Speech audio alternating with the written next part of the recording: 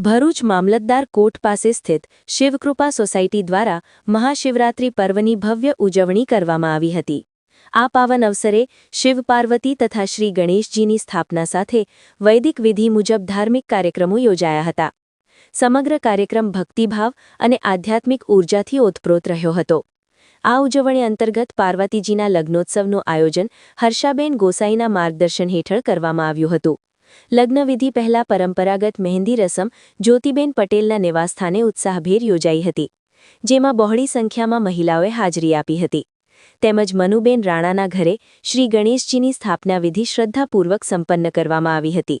ગણેશ સ્થાપના બાદ ભજન કીર્તનની રમઝટ બોલાવવામાં આવી હતી। રાધિકા ભજન મંડળ ભરૂચની બહેનોએ ભજન મંડળીઓએ ભક્તિમય વાતાવરણ સર્જ્યું હતું।